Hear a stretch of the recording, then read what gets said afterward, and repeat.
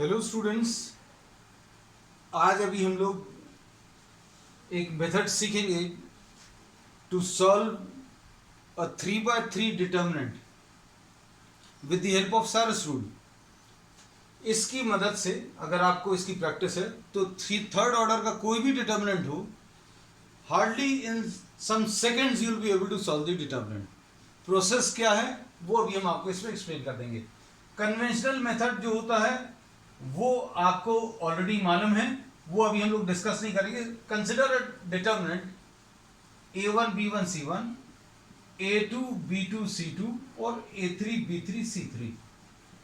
ये third order determinant है।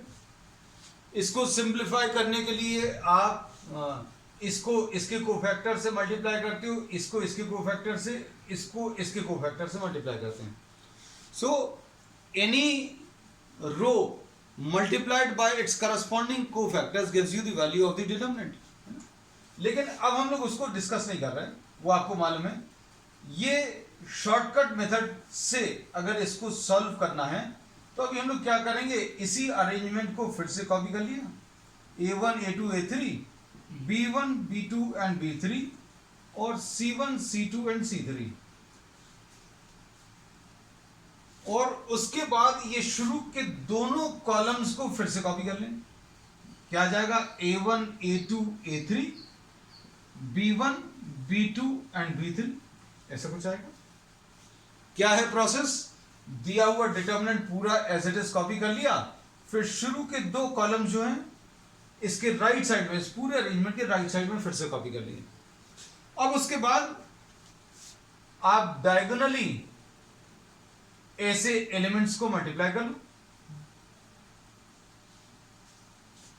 Positive sign के साथ। मतलब क्या आ जाएगा, plus a1 b2 c3 plus b1 c2 a3 minus c1 a2 b3। और फिर डायगोनली इनको, इस वाले प्रोडक्ट को अपवर्ड डायरेक्शन में इनको माइनस कर लो तो कितना आ जाएगा, minus a3 b2 c1 minus b3 c2 a1 minus c3 a2 and b1। इतना सिंपल है ये। इसको अभी हम लोग एक एग्जांपल की मदद से क्लियर कर देंगे, अप्लाई करके दिखाएंगे कि वैल्यू ऑफ द डिटर्मिनेंट आपको सॉल्व कैसे करना है। So we are taking an example.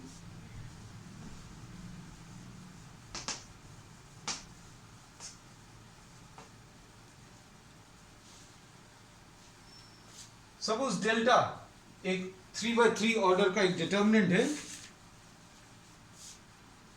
135 271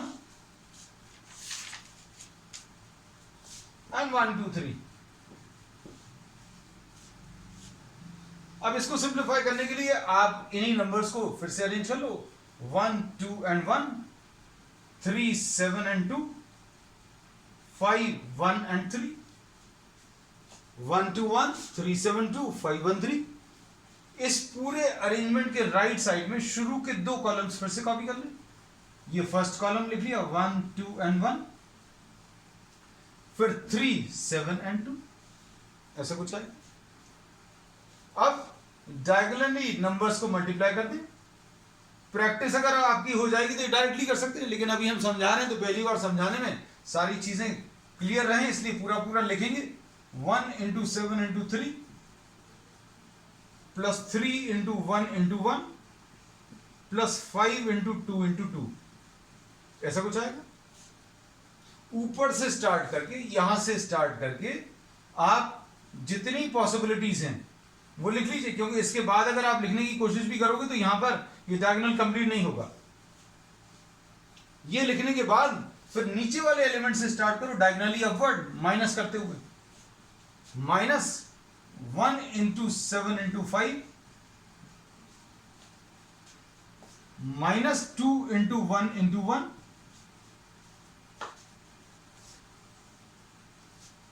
minus 3 into 2 into 3। अब नंबर्स को अगर आप चेक करें तो ये कितना आ जाएगा, ये 21 आएगा, फिर ये +3 आएगा, और ये 5 2 ज़ा 10 2 ज़ा 20 आ जाएगा, -35 आएगा, -2 आएगा, और 3 2 ज़ा 6 3 ज़ा 18, ऐसा कुछ आएगा। अब इसमें ये तो 20 तो ये अलग हो गया, क्या बचा? 21 + 3 24, -35 इज -11। तो इसमें कहीं पर भी आपको ना तो कोफैक्टर्स निकालने, सिर्फ नंबर्स को अरेंज करना, एक बार प्रैक्टिस कर लें तो hardly it will take 10 seconds to solve a determinant. That's all for today. We'll continue with some more tricks in the subsequent lectures. That's all.